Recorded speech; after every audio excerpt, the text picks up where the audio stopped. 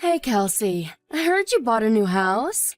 Apparently it's detached, too. Get you, Missy. Hi, Sally. It's been a while. That's right. It is detached, but it's nothing too fancy, really. It's not like it's new or anything. I heard it's huge, though. I'm so pleased for you.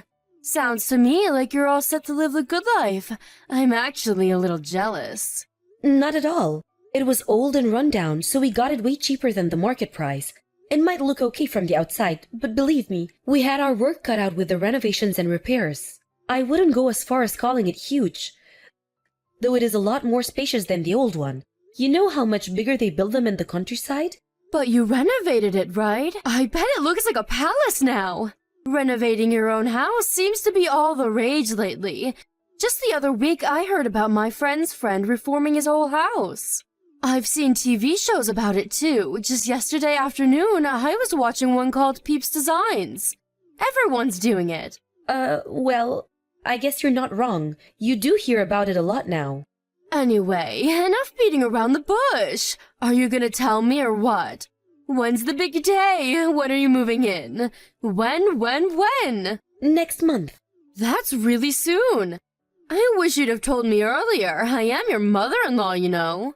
I did plan on telling you sooner. I've just been busy with all sorts of things, that's all. Sorry I kept you out of the loop all this time. That lazy son of mine almost never gets in touch with me, you know. I get the feeling that if I didn't text and call him, we'd never speak. I sometimes wonder if he still holds what happened between us. in the past against me.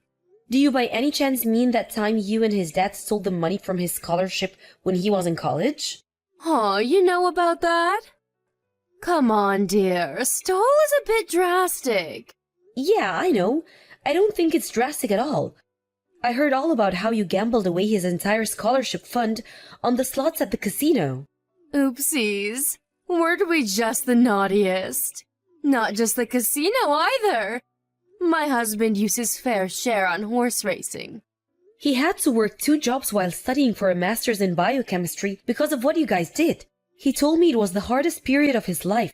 He literally had no free time and was getting by on cup noodles, 3 hours of sleep a night, and ungodly amounts of coffee. As if that wasn't bad enough on its own, he said your dad took most of his wages too. We were going through a really difficult patch back then. Without Anthony's help, we would have never been able to keep up with the absurd repayments on our debts. Can you believe it's even legal for them to make us pay that much? I know it can't have been very easy for my son, but, well, whatever. It's ancient history now. What is family for if not helping each other out in a pinch? Oh, I don't know. Maybe not getting them into pinches in the first place? Besides, Anthony ended up being the one responsible for the repayments on the scholarship money you stole. Not only that, but he had to bear all the burden by himself, and was threatened with expulsion from college if he didn't keep with them up. Is all of this true? Yup, sure is. What of it? Are you surprised? It was his scholarship. Obviously, he was going to be the one who paid it back. And of course, there would be consequences if he... Besides, it's not like we spent all of it. He had plenty left to use as he saw fit. It's an undeniable fact that some of it got spent on college stuff and living costs, you know. Books, stationery, food, and of the like. Of course he should pay it back. He signed the documents, so he has a duty. I just can't shake the feeling that his share of the burden was disproportionate with how much he actually got to spend on the stuff the scholarship was intended for in the first place. What exactly is the problem here?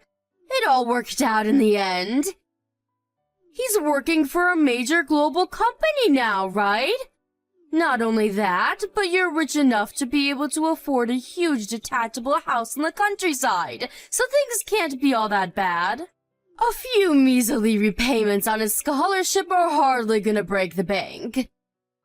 This is hardly as dramatic as you're making it out to be. Most importantly, he agreed to do it. It's not like we did anything behind his back. I see. Anyway, forget that. This is old news, and we have much more important matters to discuss.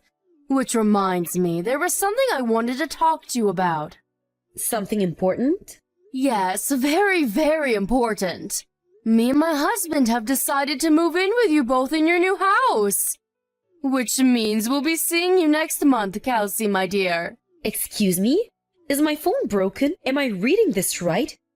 You're moving in with us? You certainly are. You didn't think you were gonna be able to buy a big luxurious house like that and not share it with your beloved in-laws, did you? Let's be real here. That place is far too big for just... You'd be bored and lonely without us. It just so happens that me and my husband have been wanting to live in a big old house in the country for years now. It even has a yard, doesn't it? I'm so excited. I have all sorts of ornaments to decorate the lawn with. We couldn't believe it when we heard the news. The timing was so good anyone would think it was fate. Whoa, whoa, whoa! Just slow down a second, Sally.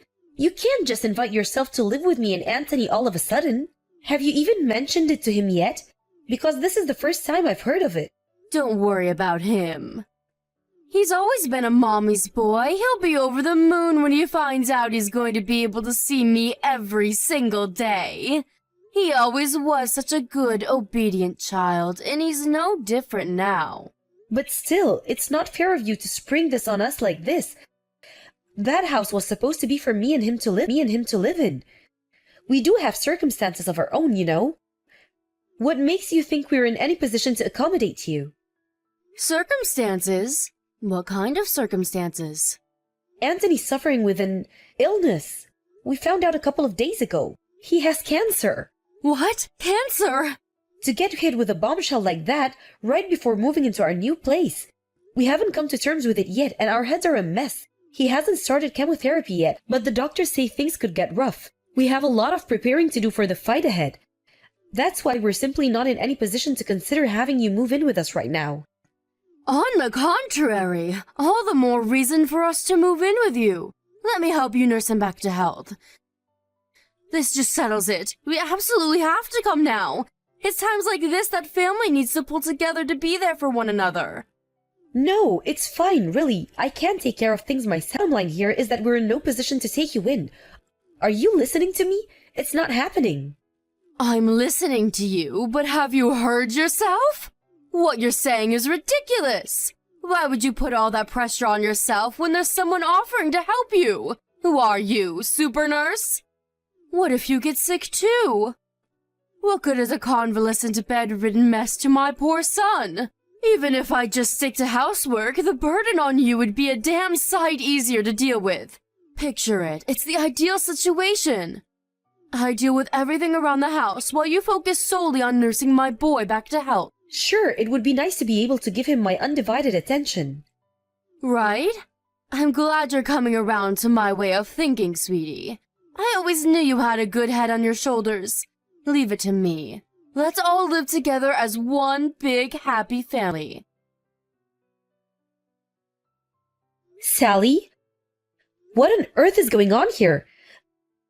The house looks like a bomb site. I go out for one day and I come back to find the place looking like a hoarder's den? Welcome home, sweetie. If you're back, why don't you be a dear and get to work on the housework right away? The kitchen's dirty. How about you do something yourself for a change? Not only that, but you need to stop forcing Anthony to drive you places. He's going through the worst phase of the side effects right now. He's barely fit to walk around on his own, let alone drive the damn car. But it was raining. What else was I supposed to do? You're a clever girl. I'm sure you understand I had no choice. It's impossible to get anywhere living in the middle of nowhere without the car. Why did you have to buy a house this far from civilization in the first place? What does the location of our house have to do with you forcing your seriously ill son to chauffeur you around like you're a freaking aristocrat? Those are two completely different issues. You have to stop this. I do wish you'd shut up already. You're like a broken record. If the thought of your husband driving the car is so unconscionable to you, why don't you take me out yourself? It's easy to talk, but are you willing to put your money where your mouth is? Where exactly do you need to go so desperately? You don't even have a job. I like going into town. We live in the middle of nowhere. There are nothing but farms and mountains for as far as the eye can see. I'd go senile sitting around the house all day. The only reason I get Anthony to take me places is because you're nowhere to be seen. He could rest more if you weren't so unavailable. Why do you think I'm not available? I do have a job. You know, my husband is in no fit to work, let alone drive a car. I'm working for both of us to make up for the hit we took with him. Having to take time off work. And we highly appreciate your efforts, sweetie. I assure you. That reminds me, I ran out of money again this week. Can I have another $400? Excuse me? Wow, are you saying you spent the money I gave you already? I only gave it to you 3 days ago. Oh, please, Kelsey, did you really expect that to last me more than 5 minutes? It was pocket change. I lost it all in the slots of the casino. You blew the money I gave you to get on by the slots? Oh my god, Sally, has your husband been going to the casino with you too? Who knows? He's probably walking around the streets with a can of beer in one hand and a cigarette in the other. I've seen him in 3 days. He's probably loitering in an alley somewhere, making people uncomfortable for all I know. I didn't want to have to say this to you, but you guys are spending too much money. I don't care if you're my in-laws. Wrong is wrong and this can't go on. We live together, for crying out loud. Would it kill you to have a little more consideration for me and your son? What's the problem? Are you saying me and my husband shouldn't have hobbies? If you're gonna be like that, I'll just ask Anthony instead. My darling boy. I know I can always count on him to look out for me. He'd go to the bank or rush out to find an ATM in a heartbeat if I asked him to. Don't you dare! He's undergoing cancer treatment, damn it! He's fast asleep and you will not bother him. Fine, you win. I'll give you more money. Excellent! I knew you'd see things my way before long. You're a smart cookie after all. Me and my husband are gonna need $400 each this time. You're asking me for $800? There's no way I can afford that. You'll have to get by on half. You greedy tightwad! Surely with the amount of hours you're working, epoxy $800 shouldn't be a big deal. I have to draw the line somewhere. You're gonna gamble us out of this house if you keep this up. What's the big deal? Just convince Anthony to retire early. He'll get a nice, juicy severance package, and our money worries will be a thing of the past. No way! Anthony loves his job. He's looking forward to going back to work. It's a huge motivating force for him. And I don't think he'd have it in him to fight this cancer with the same level of determination without it. If he quits, who's to say he won't lose the will to fight the disease? And then what? Stop being so selfish. It's time to face reality, Kelsey. My son is incapable of working as things stand, and that's not set to change anytime soon. How are new employees supposed to join the company with him clogging up the roster by being too stubborn to know when to leave? Leaving them hanging in the balance like that is unfair. It would be better for everyone if he just left. Don't even say things like that. My husband is no quitter. He isn't giving up and I won't give up on him. He will absolutely go back to work. I've never been more sure of anything in my life. Oh, to be young. One day, when you grow up, you'll realize blind faith never gets you anywhere. It's time to stop being so naive and childish and accept the harsh realities of life. Kelsey, I'm going for a few drinkies with the girls before I come home this evening. I won't be needing any supper. I see. In that case, I won't be able to come and pick you up. Please make your own way back in a taxi or get a lift from a friend. Huh? Are you joking? It's your day off work today. Are you telling me you'd rather laze around on your butt eating potato chips than give your elderly mother a lift home? I'm busy. Anthony's funeral might be out of the way now, but I still have tons of stuff to take care of. Ah, yes, the funeral. I was blown away by how big the turnout was. I had no idea he was loved and respected by so many people. He was always so shy and introverted. It's hard to imagine him having that many friends. Everyone loved Anthony because of how kind he was. He was a good man who would do anything for anyone. Yes, my Anthony was 1 in a million. It's just a shame he left us so young. Right. Anyway, the funeral's over now. So we really should get around to dealing with his belongings. Most of them are going to have to go in the trash, of course. Why? What's the rush? Can't we at least wait until it doesn't all feel so raw? He's barely been in the ground 5 minutes and you're talking about tossing his things in the trash? Why wait? It's going to happen eventually, so we may as well do it now. We need to clear out the room he spent his final weeks laid up in bed in. I want to turn it into my own personal hobby parlor. We're not clearing out his things. Why not? It's not like we're gonna use them anymore. Besides, this is not your decision to make. I make the rules from now on. Me and you are strangers now, and strangers aren't welcome in my home. Wow, what's that supposed to mean? It's exactly what it sounds like. Without my son here, you're nothing more than a stranger, no different to someone I'd pass by on the street. Are you trying to kick me out of the house? Bingo! I knew you'd get it eventually. Well done, sweetie. Think about it. Me and you aren't related by blood. I tolerated you when my son was around for his sake, but there's no reason for us to carry on living together now. This house rightfully belongs to me and my husband as a memento of my son. You're trespassing, so get out. Wow, so that's what you really think of me, huh? I see. You know what? You're right. Strangers don't have any right to live in other people's house. I'll make the necessary moving preparations immediately. I'm so pleased you didn't make this any harder than it needs to be. Make it quick. Understood. I agree. The quicker we get this over with, the better. Okay, that settles in. I want you and your husband out of this house by tomorrow. Excuse me? Me and my husband leave? What are you talking about?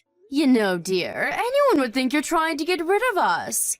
The only one leaving this house is you. That's where you're wrong. You and your husband are the ones who'll be leaving. I've never heard anything more preposterous in my life. Are you trying to make me die of laughter? My son bought this house. It's only natural that it goes to his parents. Are you just trying to get a rise out of me? Or do you actually believe that? I was Anthony's wife, which means I'm first in line to inherit his assets. I'm the owner of this house. I want you to know that I had no intention of doing this before you tried booting me out. But you forced my hand. I want you and your husband gone by tomorrow evening, and that's final. How could you?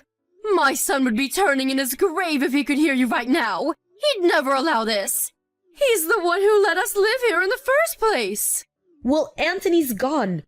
Which means I no longer have to tolerate your selfish shenanigans or walk on eggshells around you for fear of causing a big row. From now on, when it comes to anything to do with this house, my word is law, and you will do what I say. Why, you impertinent little upstart. You think you have the right to tell me what to do? I'm your mother-in-law. Show some respect. If you get cocky with me, it'll be the last thing you do. I promise you that. Little girl. You might not have realized this before because of how much I was holding back for Anthony's sake, but me and him are completely different. I have no intention of blindly obeying the irrational commands of a selfish, domineering control freak with delusions of grandeur. You have no authority over me, Sally. But you did everything I told you up until now. Why are you— I was so obedient all this time was for my husband's sake. He was in a bad enough way as it was with the cancer and the chemotherapy. The last thing he needed was me and you at each other's throats all the time. He was bedridden, for crying out loud. Think about that. How would you feel if you were gravely ill and surrounded by an atmosphere of conflict and hatred 24/7? I wasn't obeying you. I was merely tolerating you. Does that mean it's okay to disrespect his wishes now just because he's gone? I'm not disrespecting anything. The last thing Anthony would want is for me to be unhappy. And that's one thing that's guaranteed as long as you're around. Get out of this house as soon as possible. I'm prepared to take legal measures if you refuse. Legal measures? Don't be so dramatic, dear. If there's any doubt in your mind as to whom the rightful owner of this house is, then I'm willing to take the necessary steps to prove it to you once and for all. If there's a brain somewhere in that head of yours to stand on and disappear from my life forever. Come on, Kelsey. This is going too far and you know it.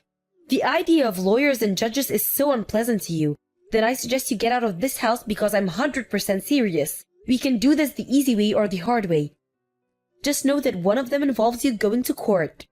Both scenarios involve you and your husband getting out of this house, so you may as well make it quick. Ugh, fine. Look, if you do insist on kicking us out, can you at least give us more time? Tomorrow is too soon. It's just too soon. We need more time to get our things together and find somewhere else to go. Surely you're not evil enough to force your elderly in-laws to live on the streets. Try me. Who knows? Maybe I really am that evil. Look, Kelsey, I understand you're stressed, and based on what you said, I get the feeling that over a year's worth of stress, upset, and dissatisfaction are coming to the surface in one big violent eruption right now. I get it, I do. But if we have to leave, we need to make some preparations first. Please, can we have a little more time? This is probably just a ploy. You think if you can drag out your stay a little longer, I'll calm down and change my mind, don't you? I'm beyond sick and tired of your lies. I was opposed to you moving in with us in the first place, but you sweet-talked me by promising to help with housework and looking after Anthony. That help never materialized, did it? To the contrary, you used the two of us as your personal slaves, butlers, and chauffeurs, paying no mind whatsoever to the fact that your own son was terminally ill. To think you actually forced your son, who was barely capable of walking, to drive you to your friend's house so you could eat cakes and drink coffee with your friends three times in the same week? First things first, the only reason I couldn't help with looking after Anthony in the housework was because I've had a bad back lately. I wanted to help you more than anything. Truly I did, but I was in so much pain. You were well enough to gamble on the slots at the casino all day. You should have been more than capable of lending us a helping hand every now and then. But no, it was nothing but excuses, and more excuses. You were the lady of the manor and we were your servants. I'm so fed up with you. Even this conversation is too much. Every message you send drains a little more of my energy. I want you out of my life. Can't you see how dramatic you're being? Can we at least have more time? Please, let's just put the brakes on all of this for a little while longer. I'm begging you. There will be no deferments. I've been deferring the whole time we'll live together. I'm done putting up with your crap. What the devil is going on? Why is all of our stuff piled up outside in the yard? I told you yesterday, you were to be gone by tonight. Read through the chat logs if you're struggling. I also made it clear there would be no deferments. Are you serious? You actually intend to kick us out onto the streets? How many times do I have to tell you? I'm not as soft as Anthony was. Besides, you said it yourself. We're strangers, right? Even so, that doesn't justify taking such extreme measures. You've crossed the line. My son would be so disappointed with you. Nope, actually. I don't think you could be more wrong. In fact, this is actually what Anthony wanted. Everything that's happening right now is happening with his approval. How the hell is that even possible? My son is dead. He told me before he passed, of course. He apologized for the inhuman amounts of stress I had to endure as a result letting you two move in with us. He broke down and apologized profusely in floods of tears. Then he told me that he wanted me to cut all ties with you once he was gone. Wait, what? There's no way my darling boy would ever say such a thing about his own mother. To the contrary, he made it very clear.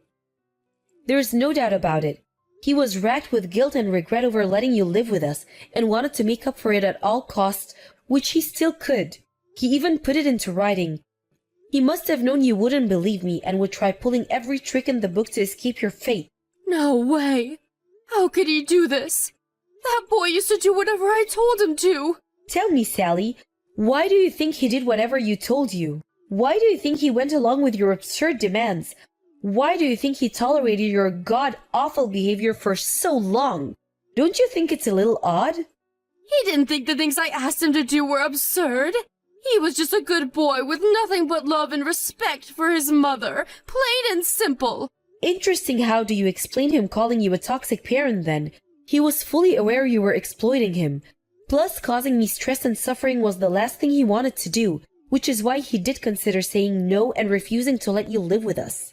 Huh? But he gave in and accepted it by the end. Why do you think that might be? I didn't understand it all the time. If my parents were as toxic as you, I'd have to cut them out of my life a long time ago. Sure, you might struggle to get by now. You're officially homeless. But that's not my problem. Why, you ask? Why? Because my son was kind and caring. You and him couldn't have been any more different, you evil witch. Bingo! No matter what selfish, manipulative scumbags you were his parents and he loved you. But one thing's for sure, he was the only person on this planet who was capable of that. Your single protector and ally is now gone. Are you going somewhere with this? What exactly is your point? You're pretty dense, huh? My point is, there's not a single person left in the world who loves you and your waste of space husband. Let's face it, you don't even love each other, do you? You're nothing more than a pair of pathetic vermin huddling together out of fear of being alone. What did you just... Vermin? How dare you? Don't get me wrong, I'm not saying you were always vermin. Huh? My husband told me everything. His childhood memories of you. He told me about how way back then, when your husband fell ill, you dropped everything to care for him around the clock. He told me about how you'd make up lunchboxes and take him for picnics, to the zoo or for scenic walks by the river. You took him anywhere and everywhere, and you stopped at nothing to make him happy, in spite of the illness. My son told you all that? But eventually you changed. You were around your rat of a husband for too long, and eventually you became vermin too. The only reason Anthony agreed to let you move in with us was because he remembered the good times. And he believed that somewhere, hidden away deep inside you, was the mom he used to know and love. He thought maybe you'd turn over a new leaf. I think he genuinely believed you when you said you were moving in to help out with the housework. And with looking after him, he accepted you with a heart full of hope. Hope? But that hope was smashed into tiny little pieces. You betrayed your son. I betrayed him? What are you even saying? Surely you don't believe that. There's an old candy tin in one of the boxes of your stuff out in the yard. Why didn't you take a look inside? What is it? It belonged to Anthony, but I have no need for it, so it's all yours. I said, what is it? Inside that tin is an origami gold medal. Remember it? Remember that time he caught an awful cold and had to drop out of the school track in field event? He'd been training so hard and couldn't wait to compete. He was so down in the dumps about the whole thing. So you made him that origami gold medal to make him feel better. Huh? This is that thing I made 30 years ago? He kept this the whole time? That medal meant the world to him because it reminded him of his precious childhood memories with you. He loved you. No matter how much you exploited and manipulated him, no matter how many good times you betrayed him. Oh my God. I had no idea he felt that way. It's too late to regret what you did now. Anthony's gone, and he's never coming back. What else did he tell you?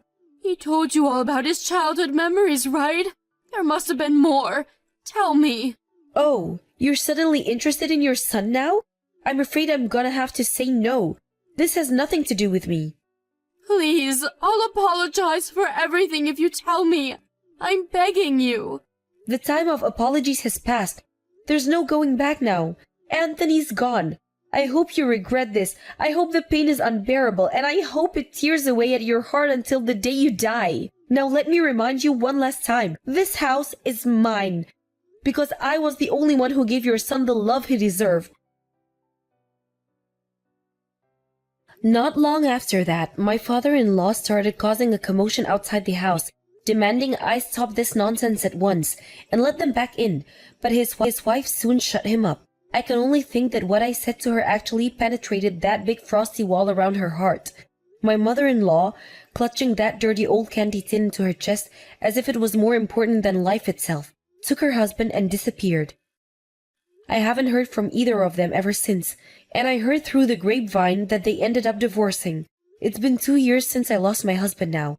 I ran into his mom one time when I was laying some fresh flowers at his grave. As soon as she noticed me, she hung her head deep in shame and walked away, seeming to have none of the vigor or energy she was once so well known for. Something tells me she actually reflected on what she said, and used the whole tragedy as an opportunity to become a better human being. They do say every cloud has a silver lining. It's just a tragedy that the cost was so high. As for me, I'm still living in that same big old house in the country, surrounded by my cats and dogs, who I love and adore. We went through so much in this house, happiness and sadness, joy and misery, harmony and conflict. But strangely, the only things I remember vividly are the happy times me and Anthony shared together. That's why it'll always be an important place to me, and I intend to cherish and take good care of it for as long as I live.